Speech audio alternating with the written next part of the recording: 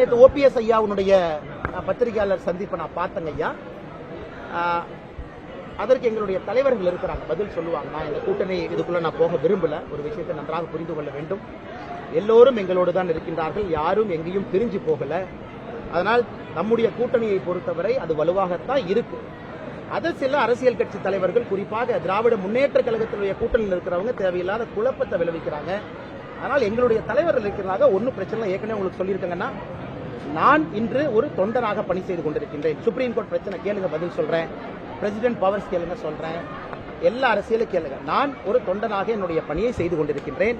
அது கூட்டணி அதெல்லாம் என்ன இருக்கோ நான் ஒதுங்கி இருக்கின்றேன். தொண்டனாக நடப்பதை பார்த்து கொண்டு என்னுடைய பணியை மட்டும் மோடி ஐயாவுக்காக செய்யறேன். வருகின்ற காலத்தில் எங்களுடைய தலைவர்கள் அதை பத்தி பேசுவாங்க. தமிழ்நாடு முதல்வருடைய கேள்விகளுக்கெல்லாம் நீங்க தொண்டனாக இருந்து தகவல் சொல்றீங்க. உங்களுடைய தரப்பு செய்திகளை கேட்கும்போது மட்டும் நான் தொண்டனாக இருந்து செய்கிறேன்னு சொல்றேன். சார் பார்க்க இது ரொம்ப சிறப்பாக தாங்க நீங்க பார்க்கணும். காரணம், தமிழ்நாடு முதலமைச்சரை ஒரு சாமானியனாக இருந்து நான் கிரிட்டிசைஸ் பண்ணலாம். அதுக்கு எனக்கு அதிகாரம் இருக்க வேண்டிய அவசியம் இல்லை. அண்ணாமலை என்கின்ற தனி மனிதன், ஒரு விவசாயி, தமிழ்நாட்டு முதலமைச்சருடைய எந்த விஷயத்தையும் கிரிட்டிசைஸ் பண்றதுக்கு எனக்கு கருத்துரிமை இருக்கு. அதே நேரத்தில் கட்சி யாருகிட்ட சேரணும் யாருகிட்ட சேரக்கூடாது எனக்கு தனிப்பட்ட கருத்து இருந்தாலும் கட்சி ஒரு முடிவெடுக்கும் பொழுது கட்டுப்பட்டுள்ளவனாக நான் இருக்கின்றேன். அதனாலதான் இந்த இரண்டுக்கும் இருக்கக்கூடிய வேறுபாடுகள்.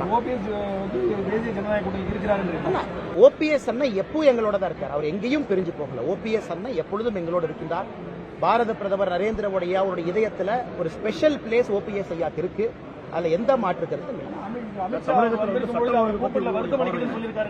அமித்ஷாஜி அவர்களுடைய அந்த விசிட்டை பத்தி உங்களுக்கு தெரியும். அந்த விசிட் அவர் வந்தது வேறொரு காரணத்திற்காக.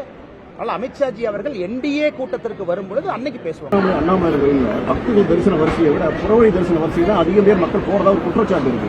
ஐயா எனக்கு தெரியல, தெரியாத விஷயத்தை சொல்லக்கூடாது. நான் தெரிஞ்சுட்டு பேசுறேன். செய்திகளை உடனுக்குடனும் துல்லியமாகவும் தெரிந்து கொள்ள சப்ஸ்கிரைப் பண்ணுங்க.